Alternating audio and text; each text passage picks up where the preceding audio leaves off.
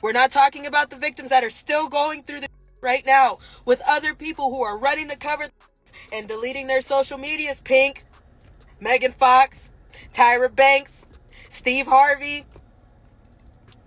Why you running? Allie Carter is not playing around with these celebrities, y'all, because she just came out of hiding after almost getting her life taken by Diddy's goons. And this time, she is exposing the list of celebrities who get infected with STDs while indulging in Diddy's freak-offs. Apparently, these parties were also called Wild King Nights, and Diddy would put little kids on display that he had shipped into the country to be touched on by grown folks. Allie got kidnapped by Diddy when she was just 15 years old, and she got to witness this insanity firsthand. In fact, she claims she was touched on too by these celebrities and literally saw them freaking off among themselves. To make matters even worse, they have been coming at her ever since she started talking, and it got so bad that she had to run to the feds to put her under witness protection. Everybody that is ready to free Diddy and be on the side of they keep calling Sean Combs' children, his twin daughter and his other daughter, You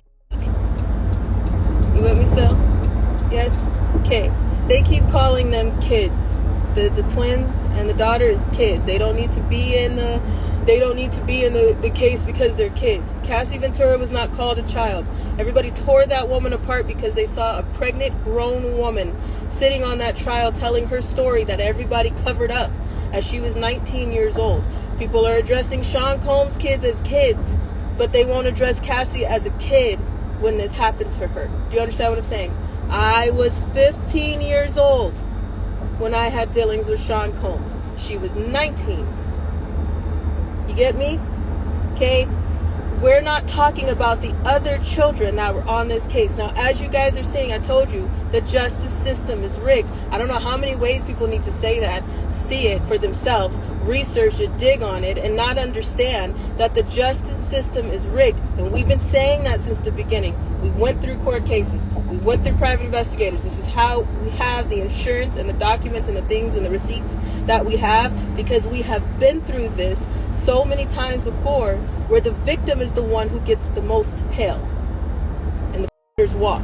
The most recent attempt on her life happened in the middle of Diddy's trial when she was rumored to be brought on the stand as a witness to those freak-offs. Her house got broken into while she and her family were out of town, and according to her neighbors, the people who broke in were armed. You get pressured, attacked, stalked, and hunted down for your own information. You get re-victimized again by people who wanted to argue a back and forth this week like that mattered. Okay, you had Stu Peters and Timothy Charles Homestead going back and forth, and nobody has even bothered. Not that I give a damn, and not that I understand that you guys are gonna be that selfish, but nobody has bothered to apologize for all the hell that has happened. But you guys were arguing back and forth, and in that meantime, we lost our home. You don't believe me? Here you go. What once was a full house, we were still paying rent on our house. What we were doing this whole time was moving everything because our house is gone. Our house is gone. This is the price. What was our beautiful 3-bedroom acre home on 21225 Standing Rock Avenue, because everybody has the address, because organizations that were attached to Marx, Sawyer, and many other organizations decided to put out the address, my license plate to one of my cars, and many other of my. So here you go. You can have it, right? Because this is what happens when you speak out. This is what happens when you tell all the truth. This is what happens when you decided to stand up for the children, and when you understand that survivors don't just get to do a seminar, and when you understand that survivors don't just get to just be and then show up somewhere and talk and monetize everything that they're saying. When you realize that is bullshit, then you will understand. Look at the tactics and pay attention. Pay attention. I'm still not asking you for a damn thing but to wake up. I'm not asking you for a damn thing but just to get outside. I don't give a damn about money, numbers on my platforms. You can have all of it. You took everything. The only thing that I give a about right now is the fact that there is a baby in the way. There's babies in the way. There are people that I love that I can't get out of the way. What am I supposed to do when the people people in the authority that you're supposed to go to, you can't go to them. Now, as I said, the reason they are coming at her like this is because she has been doing a lot of talking by exposing everyone involved, and they don't like that. But baby, all these attempts on her life ain't stopping nothing because she's still on their necks. Before the recent attempt on Allie's life, she accused Diddy and his sick associates of snatching up folks' kids and making the kids allegedly have intercourse with animals while they recorded and touched themselves. If y'all remember, Diddy was also charged for but the feds were more fixated on exposing his freak-offs with consenting than exposing him enterprise, so they didn't look too much into it. His indictment said Combs relied on employees, resources, and influence of the multifaceted business empire that he led and controlled, creating a criminal enterprise whose members and associates engaged in and attempted to engage in, among other crimes, forced labor, kidnapping, bribery, and obstruction of justice. Now, when it comes to the exact list of celebrities who were freaking off at these parties and ended up getting infected, there's a whole bunch of them, starting with Meek Mill and Bryshire Gray. Jaguar Wright was the first to spill the tea about this, and she didn't hold back at all. Jaguar took it to another level when she accused both Diddy and Will Smith of allegedly forcing Meek Mill and Bryshire Gray into a freak-off. She even claimed that Will lured Bryshire in under the disguise of mentorship, only for it to turn into something he never wanted. And baby, Jaguar said it got so bad that at one point, Bryshire and Meek were literally heard screaming while running out of Will's house after Will and Jada allegedly played with their private parts during one of those freak-offs. But this was allegedly not the only time Meek was turned out. An audio recording between Meek and Diddy later leaked online, and the audio was very disturbing to say the least. Now listen, y'all. The tea just keeps getting hotter from here because people also dragged the Game into it after those rumors about him and Diddy resurfaced. The Game admitted that back when he and Diddy were supposed to be locking in the studio to finish their album, Diddy was flying him all over the world, partying and buying him expensive gifts. And baby, the streets couldn't help but side-eye those trips, especially since they were always going down in Atlanta. If you know, you know. After that, I started kicking it with Diddy, right? I ran around with Diddy for 2 years, damn near. And this Diddy, we never went to the studio one time, but he was like, yo, I f with your demo, you know, bad boy, but hey, Playboy, hey, here go a watch, Playboy, here go a chain, Playboy. I'm like, yo, we ever gonna rap? Like, nah. I was doing it for 2 years. Yo, but the jet leaves at 5. We going to Miami, Playboy. We going to, you know what I'm saying? We going to New York. We in ATL this weekend, Playboy, pop out. And I was going everywhere with Diddy. Before you got with Dre, wasn't Puffy interested in working with you also? Yeah, Puff. I was running around with Puff for a minute, but we was just partying, man. Puff liked to party. So that's basically all we did. I think the few times I was running around with D-Mac and Puff, we just did a bunch of partying. We might have went to the studio once or twice, but I didn't get to record nothing. I was just, you know. Okay, but I mean, Puffy was a huge deal back then. Still a huge deal. I mean, he's still a huge deal, but he's not doing music anymore, right, is what I'm saying. Back then, Bad Boy was on fire, and he's running around with you, and, you know, Puffy's a busy guy. I was running around with him. Yeah. You were running around with him. Right. Was he talking about signing you, or what exactly happened? Nah, Puff he wanted to sign me. He just, you know, he was moving around. Like, he had the restaurant Justin's in Atlanta, so we was in and out of that. A lot of parties in Atlanta with him and V. And, you know, Big Wolf and, you know, Fab and Jeezy was just, you know, I mean, Fab was already on. Jeezy was coming, you know, coming of age.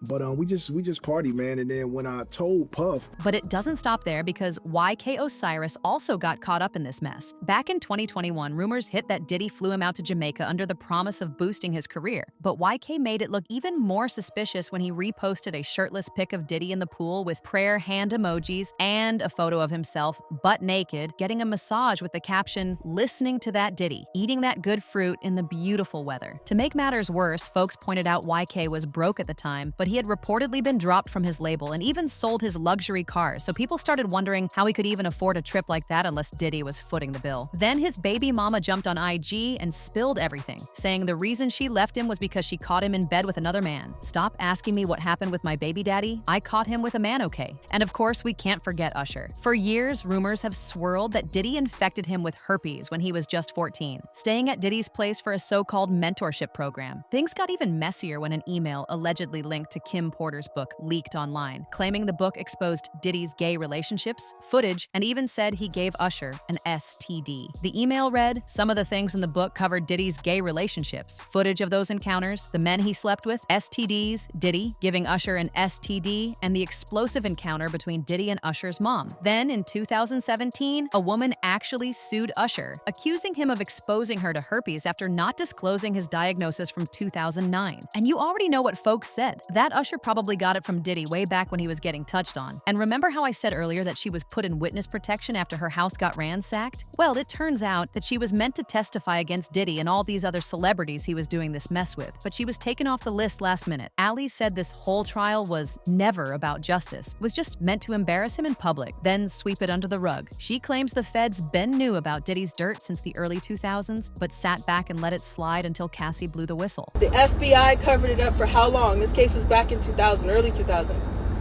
right? So let's talk about who's guilty here. The DOJ released a video that at first everybody said they couldn't find a video of Cassie Ventura being. They couldn't find it. It didn't exist. You saw one clip, and then you saw DOJ released another clip to the news. So the DOJ had that clip to begin with. So the people who are telling you that they don't have the Epstein file, they're full of shit. What other way do you want me to explain that? They're lying to you. The ones that are telling you, Pam Bondi, that she only had a little bit,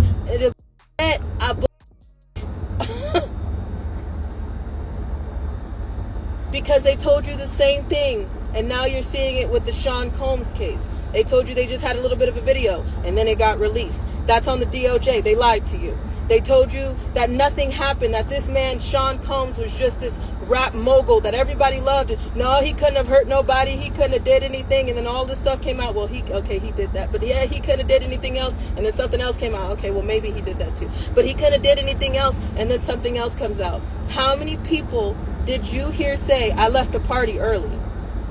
I knew about children being there. I knew about him the hell out of females. I knew about the parties going on with multiple people, so it wasn't just Sean Combs. I knew about all of that, but I left early. So guilty. How many people did you hear say about Cassie Ventura that I knew that she was being, I knew that she was wrong, I knew what he was doing, but I'm just now speaking about it? Guilty. Coward. How many maids did it take to clean up a penthouse suite? Know that there was blood and glass everywhere, but they kept their mouth shut because they got paid. Guilty.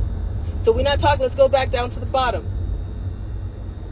The hotel manager that you guys never seen his face at first of this hotel, he heard the screaming. He knew what was going on. He knew that Sean Combs was in there. He knew that he had other girls with him. He knew what was going on. He had the footage. He talked to the security. That hotel manager is who took that footage from the security and said, okay, hand me some money or help me be quiet. I'm going to shut the hell up. You did not hear anything from that hotel manager until now. But they told you, that hotel manager, if you would have went back then, they would have told you, no, we don't know anything. Cover up. Guilty. The security that were on shift that night, that knew about this footage, that knew he dragged her down the hallway, that knew he kicked her in the back and all over the place. The hotel security that knew about that, they looked away. They got paid off. Guilty. Ali said she was heartbroken when she found out Diddy was skating right past those RICO charges because she's been trying to heal, trying to move forward from all the trauma, but this case blew up all over again and dragged her right back into the mess. I think they're dropping the charges. I was like, I am hurt, I am angry, and I am still healing, and it is harder than hurting. Trust me when I say that. I am trying. I have been in denial for a little bit. I walked away to get clean. I tried to go take my life back. I wanted some type of peace. I wanted to give a damn about somebody saying they love me just because they love me. I didn't want anybody because they wanted me or my body or what they could do to me. I'm nobody's puppet. I'm nobody's toy. I'm nobody's punching bag anymore. And that's all I ever wanted. Do you hear me?